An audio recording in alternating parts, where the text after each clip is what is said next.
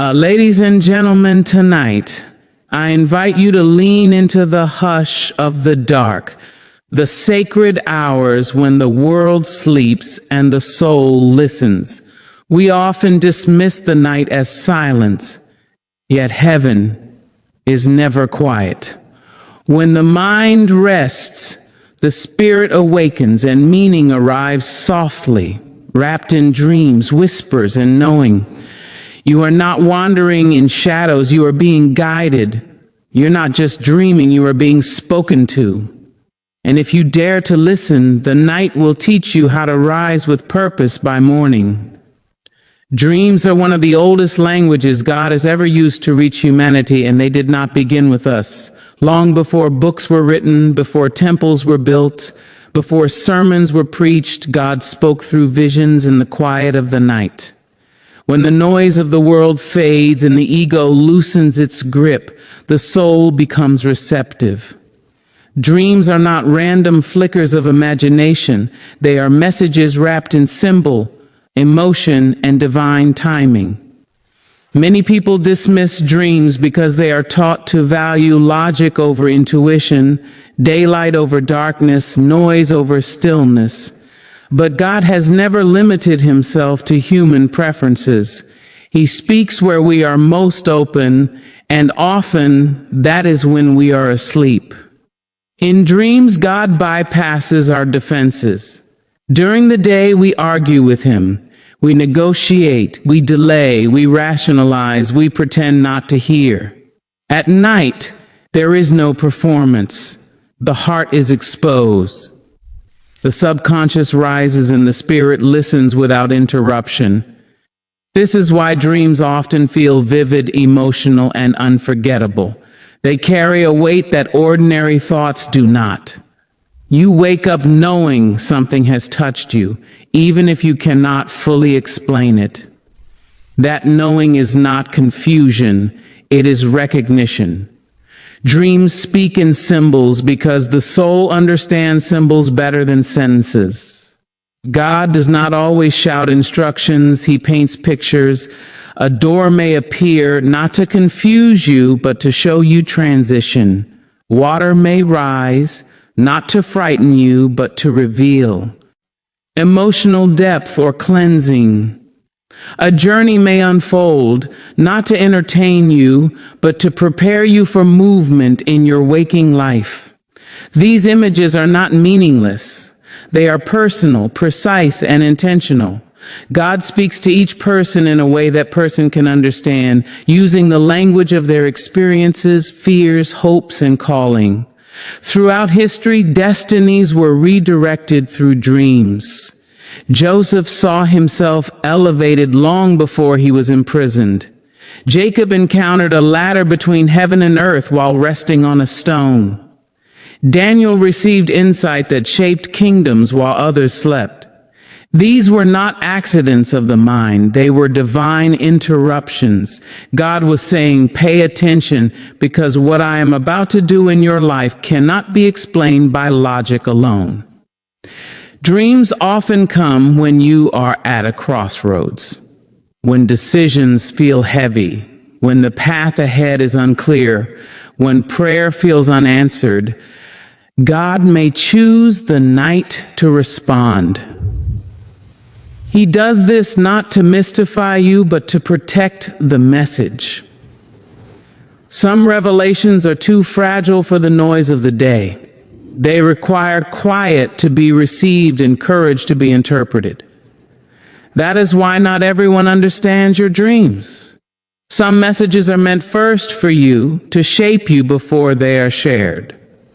There are dreams that comfort and dreams that confront. Some dreams wrap you in peace, reminding you that you are not alone, that you are seen, that you are held.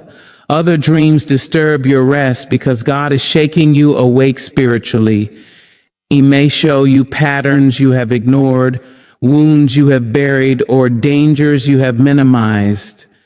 This discomfort is not cruelty, it is mercy.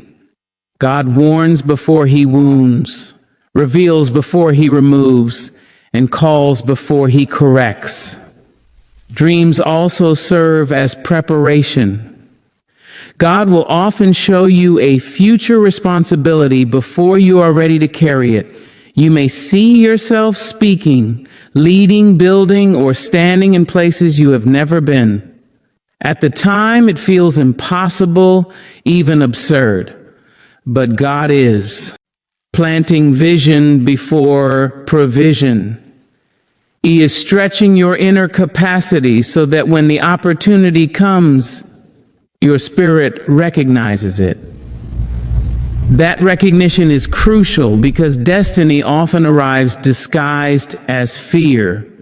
Not every dream is divine, but every divine dream leaves a residue. It lingers, it repeats, it presses on your conscience, it refuses to be forgotten. You may try to ignore it, but it returns, sometimes with new layers, sometimes with deeper urgency. God repeats what matters. He is patient, but He is persistent. When a dream carries divine weight, it will not fade with time, it will mature with reflection. Dreams also reveal alignment or misalignment. God may show you where you are walking against your purpose, where your choices are costing you peace, where your environment is draining your spirit. These dreams are not meant to shame you. They are invitations to realign. God corrects because He cares, and He cares because He has invested something eternal in you. The night strips away titles, applause, and expectations. In dreams, you are not who people call you, you are who you truly are. This is why God chooses that space. He speaks to the core, not the costume. He addresses the soul, not the role. When God speaks in dreams, He is not interested in who you pretend to be during the day. He is calling forth who you were created to be. Dreams require discernment. They are not to be feared, worshipped, or blindly followed. They are to be weighed, prayed over, and understood in the light of wisdom. God does not contradict His nature. A divine dream will ultimately lead you toward truth, humility, love, and purpose, even if the process is uncomfortable. Confusion may appear at first, but clarity follows obedience. Many people miss divine dreams because they wake up and rush forward without reflection. They check their phones before they check their spirit. They let the urgency of the day erase the whisper of the night. But dreams require attention. They ask you to pause, to remember, to ask, what was God showing me about myself, about my direction, about my next step? God speaks through dreams because He believes you are worth speaking to. He does not waste revelation on the uninterested. If you are receiving dreams that stir your heart, challenge your comfort, or awaken your spirit, it is because God sees potential you may not yet see. He is investing in your becoming. Dreams remind you that you are not abandoned in your sleep. While your body rests, God is still working. He is still guiding, still warning, still loving. The night is not empty, it is active with purpose. And when you understand that dreams are a divine language, you stop dismissing them and start listening with reverence. Dreams are not escapes from reality, they are invitations to deeper reality.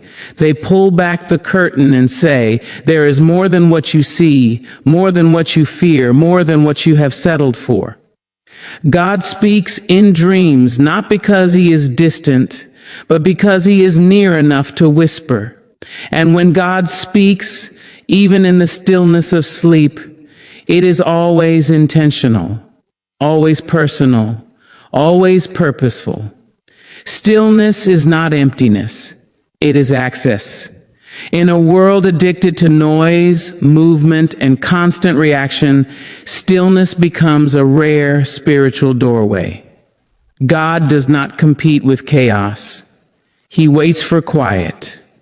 The night offers what the day refuses: space. When the body slows and the mind releases control, the spirit comes forward. This is why spiritual hearing sharpens after midnight.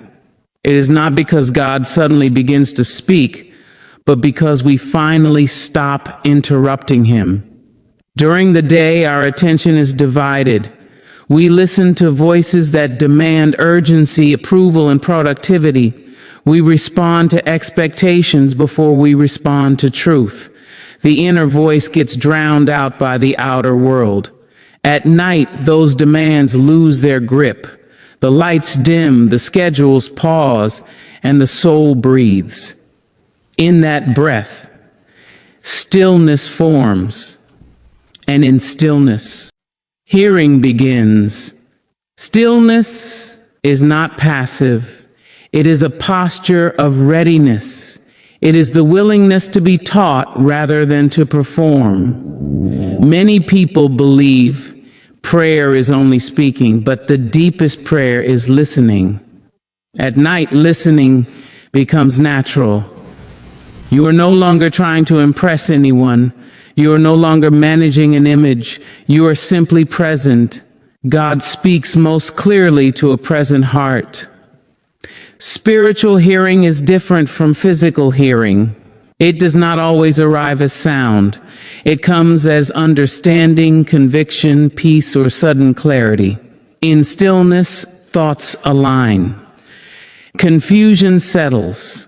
What felt tangled during the day begins to make sense.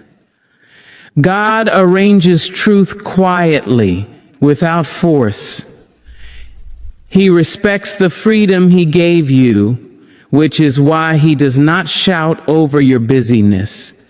He waits until you are still enough to receive. The night removes distractions, but also reveals resistance. When everything slows down, unresolved thoughts surface. Fears you avoided during the day knock at the door of your awareness. This is not punishment, it is exposure. God uses stillness to bring hidden things into the light of understanding. Healing often begins with awareness, and awareness requires silence. Stillness also strips away false urgency. Many decisions feel pressing in daylight because they are surrounded by pressure. At night, when those pressures fade, you can sense what truly matters. God recalibrates priorities in stillness. He shows you which battles are yours and which ones were never meant for you to fight. This clarity is not loud, it is steady. When the spirit hears, it recognizes truth instantly. There is a calm certainty that settles in, even if the message is challenging. God does not confuse the spirit. He may stretch it, confront it, or correct it, but he does not agitate it. Agitation comes from fear. Conviction comes from love. Stillness helps you tell the difference. The night also teaches patience. Stillness cannot be rushed. You cannot force revelation. You can only create space for it. This waiting shapes character. It teaches trust. It reminds you that God's timing is not driven by your anxiety. When you learn to be still, you learn to let God lead without resistance. Stillness trains discernment. When noise fades, subtle impressions become noticeable. A repeated thought, a gentle nudge, a persistent feeling may rise. These are not random. God often guides through gentle direction rather than dramatic instruction. Those who live in constant noise miss these cues. Those who embrace stillness learn to recognize God's touch even in quiet movements. In stillness, God speaks to identity. The world tells you who you are based on performance, success, and approval. God tells you who you are based on purpose. This contrast becomes clear at night. Without the day's roles and masks, you encounter your true self. God addresses that self directly, affirming what matters and correcting what distracts. Stillness also deepens trust. when you are not actively doing something, you must rely on God to work without your control. This surrender is uncomfortable for many, but it is necessary for spiritual maturity. God does not need your constant activity. He desires your availability. Stillness is availability without agenda. Night stillness is where emotional healing often begins. When the mind is quiet, buried grief and unspoken pain surface. God does not rush this process. He sits with you in it. His presence in stillness brings comfort that words cannot provide. You may not receive answers, but you receive peace, and peace becomes the foundation for healing. Stillness also reveals guidance for the future. God may not give you the entire plan, but He will give you the next right direction. This guidance often feels simple, even obvious once received. It does not come with panic or pressure. It comes with assurance. Stillness removes the clutter that makes guidance feel complicated. The discipline of stillness carries into waking life. Those who learn to hear God at night begin to recognize His voice during the day. The world does not get quieter, but your spirit gets clearer. You become less reactive, less driven by fear, and more anchored in truth. Stillness trains your inner ear. God values stillness because it reflects trust. When you stop striving, you declare that you believe God is in control. This trust opens spiritual hearing. Anxiety closes it, control blocks it, stillness unlocks it. God does not force Himself into your awareness, He responds to your openness. Stillness also reminds you that you are human, not a machine. Rest is not weakness, it is design. God built rhythm into creation. Night exists for renewal, reflection, and restoration. When you honor stillness, you align with that design. Alignment sharpens spiritual sensitivity. In stillness, God often speaks about relationships. He reveals where boundaries are needed, where forgiveness is required, where love must be strengthened. These insights come gently without accusation. God's voice in stillness is firm but kind. It leads toward wholeness, not guilt. Stillness exposes what you trust most. When there is nothing to distract you, whatever rises in your thoughts reveals where your faith rests. God uses this awareness to redirect you. He does not condemn misplaced trust, He invites deeper reliance on Him. The night is not meant to be feared. It is a sanctuary for the soul. In stillness, God restores what the day depletes. He speaks what the world drowns out. Spiritual hearing is not a gift for the elite. It is the result of willingness to be still. Stillness does not guarantee comfort, but it guarantees truth. And truth, once heard, reshapes how you move forward. When you learn to honor stillness, you learn to recognize God's voice not as thunder, but as certainty. Discernment is the quiet wisdom that teaches the soul to recognize what is divine and what is driven by fear. At night, when messages come through dreams, impressions, or inner awareness, not every strong emotion is a spiritual warning, and not every unsettling feeling is a divine instruction. This is why discernment matters. Without it, fear can disguise itself as guidance, and anxiety can masquerade as revelation. God's voice carries authority without panic, clarity without confusion, and direction without desperation. Fear speaks loudly and urgently. It pushes, pressures, and threatens. It tells you that something bad will happen if you do not act immediately.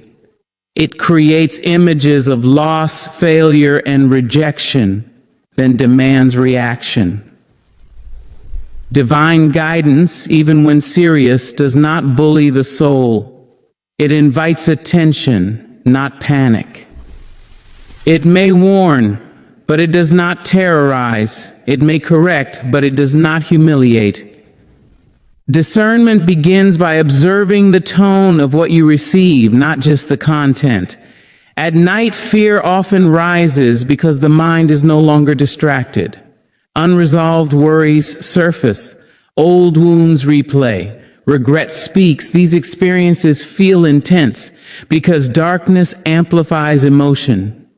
Discernment teaches you to pause and ask whether what you are sensing leads you toward peace or pulls you deeper into anxiety. God does not lead through torment. Even his warnings carry purpose, not dread. Divine guidance aligns with truth you already know deep inside. It resonates rather than startles.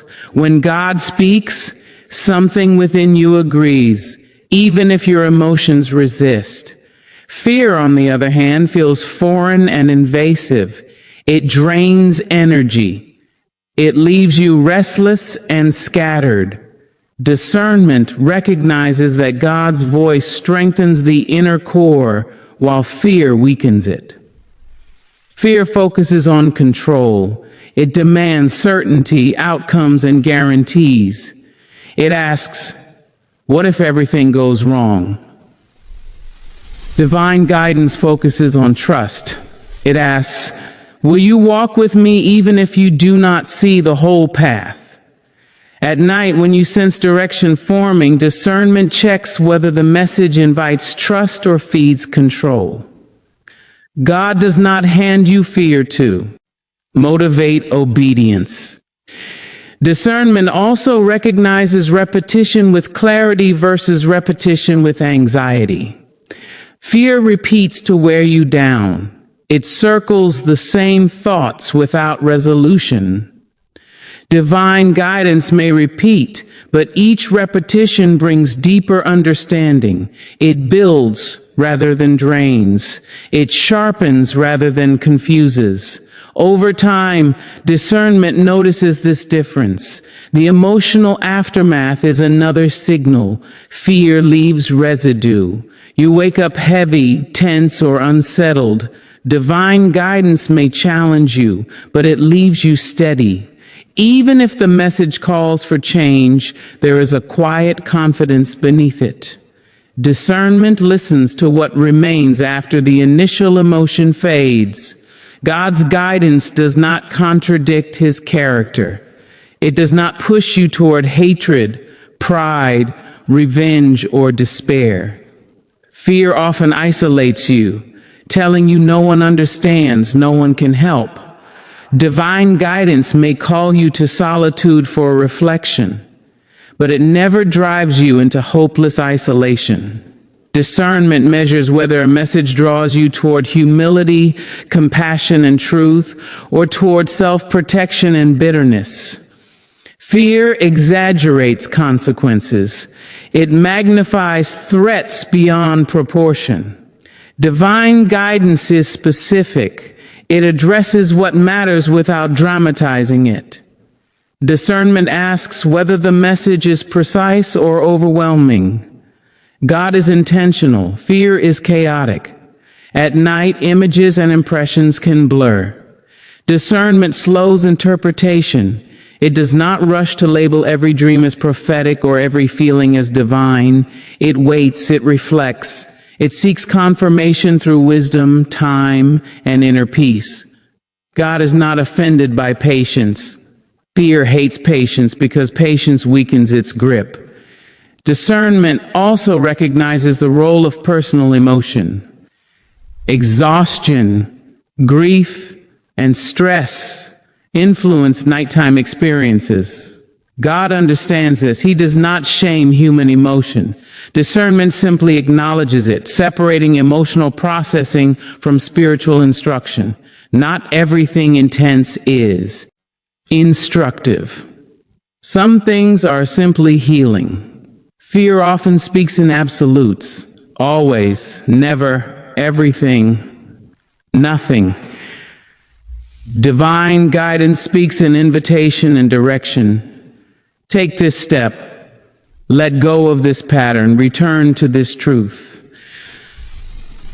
Discernment listens for flexibility and grace rather than rigid ultimatums. God's guidance carries a sense of alignment. It feels connected to your purpose even if it stretches you. Fear pulls you away from purpose, convincing you to shrink, hide, or settle. Discernment notices whether a message calls you forward or drives you backward. Another difference lies in timing. Fear demands immediate reaction. Divine guidance allows preparation. Even urgent instruction from God carries peace within urgency. Discernment notices whether the message gives you room to breathe or steals your breath. Fear isolates your thinking. It narrows perspective until all you can see is the threat. Divine guidance broadens perspective. It reminds you of who you are, what you carry, and who walks with you. Discernment asks whether the message reduces you or restores you. God's voice does not argue with you. It does not debate endlessly in your mind. Fear argues constantly. It negotiates, accuses, and questions your worth. Discernment recognizes that divine guidance is firm but not argumentative. Discernment is learned through relationship, not rules. The more you know God's character, the easier it becomes to recognize His voice. Just as you recognize the voice of someone you love, spiritual familiarity grows through trust and attention. Fear loses power when familiarity grows. At night, when the world is quiet, the difference between fear and guidance becomes clearer if you are willing to observe rather than react. Discernment invites observation.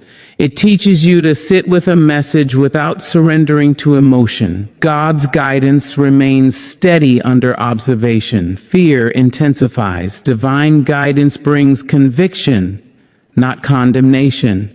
Conviction points toward growth. Condemnation attacks identity. Discernment listens for direction without shame. God corrects behavior. Fear attacks worth. Fear often speaks in the language of urgency and disaster. Divine guidance speaks in the language of truth and responsibility. Discernment understands that responsibility does not equal panic. At night, discernment protects the soul from spiritual confusion. It acts as a filter, allowing what is true to remain and what is false to pass through. This filtering brings stability. Without it, the soul becomes vulnerable to every impression. Discernment also understands that silence can be guidance. Fear hates silence. It fills every quiet moment with noise. God is comfortable with silence. Sometimes His guidance is simply rest. Discernment honors that rest without guilt. The presence of peace is not always immediate, but it is eventual with divine guidance. Fear never produces peace, no matter how long it speaks. Discernment waits long enough to see which one remains. God's guidance strengthens faith. Fear weakens it. Discernment measures impact over time, not intensity in the moment. Discernment also recognizes humility. Divine guidance invites humility, dependence, and growth. Fear inflates ego or crushes it. Discernment notices whether the message centers on surrender or self-obsession. The more discernment develops, the less power fear holds. The soul becomes trained to recognize truth even in darkness. Night becomes a place of clarity rather than confusion. Discernment is not about eliminating fear instantly, but about refusing to let fear lead. God may acknowledge fear, but He does not follow it. Discernment follows truth. In time, discernment brings confidence, not arrogance. Confidence rooted in knowing that God's voice does not compete with fear, and fear cannot imitate peace. Obedience is the bridge between revelation and transformation. What God reveals at night is not meant to remain in the realm of imagination. It is meant to shape the way you live when morning comes. Many people receive insight, comfort, or direction in the quiet hours, but hesitate when it is time to act. Obedience is not about perfection or fear-driven compliance. It is about alignment.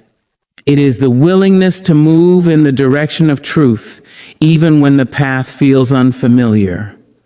Night messages often arrive gently. They do not demand instant action, but they do ask for response. Obedience begins with acknowledging what you have received. Ignoring a divine nudge dulls spiritual sensitivity. Honoring it sharpens clarity.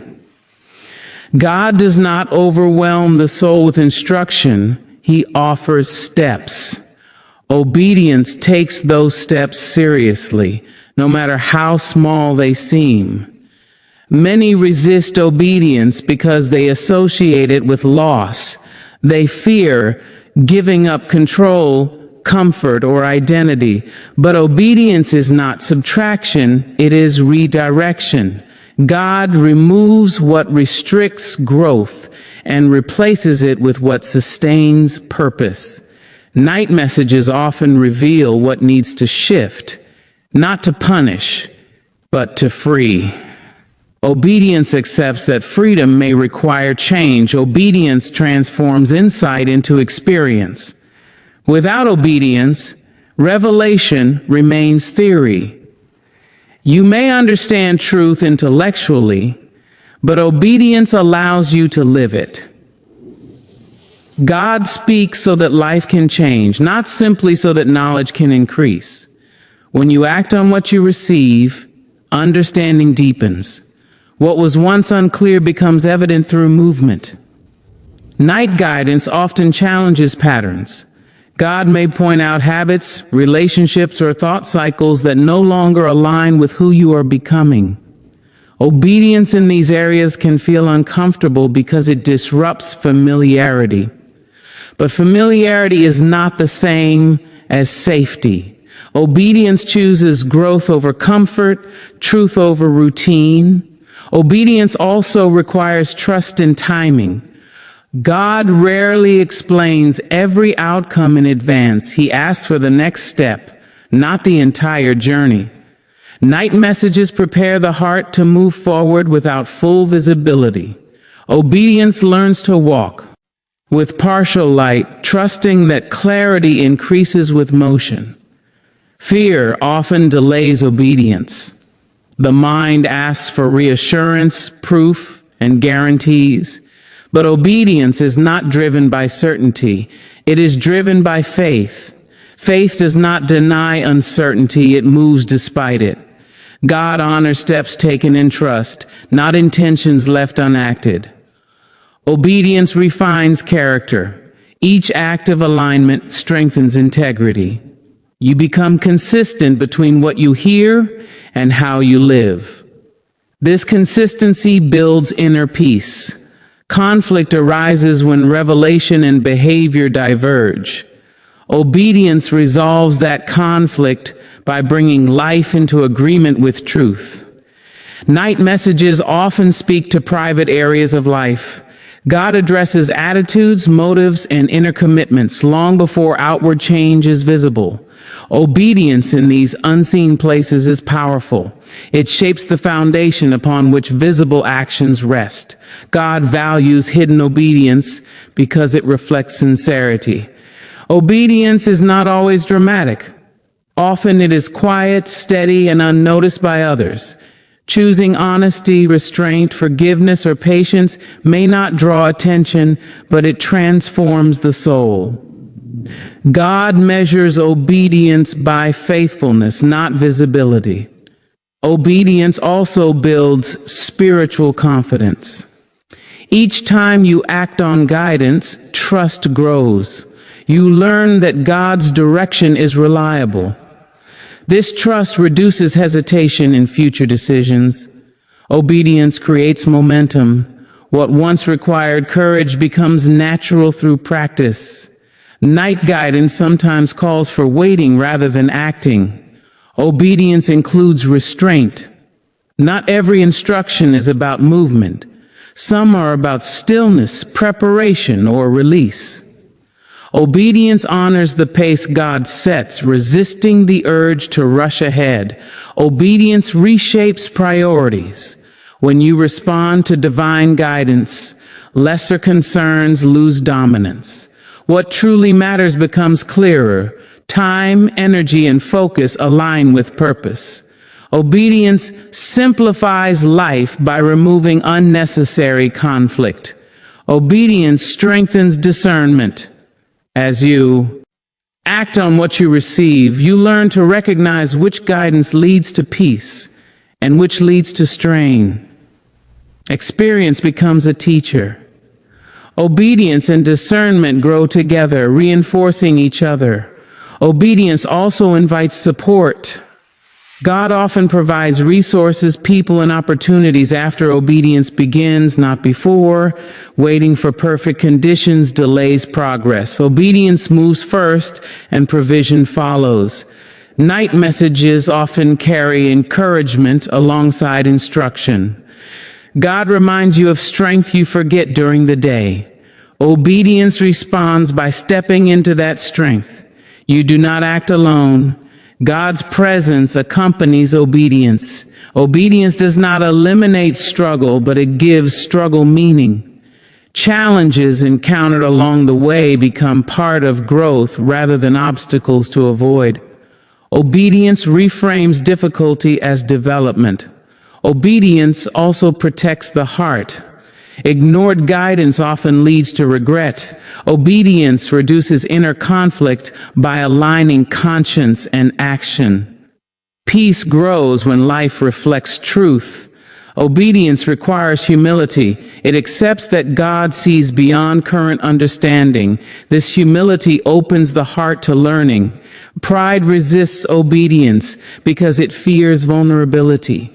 Obedience embraces vulnerability as a pathway to transformation. Night guidance often reveals future responsibility. Obedience prepares you for what is coming by shaping character now.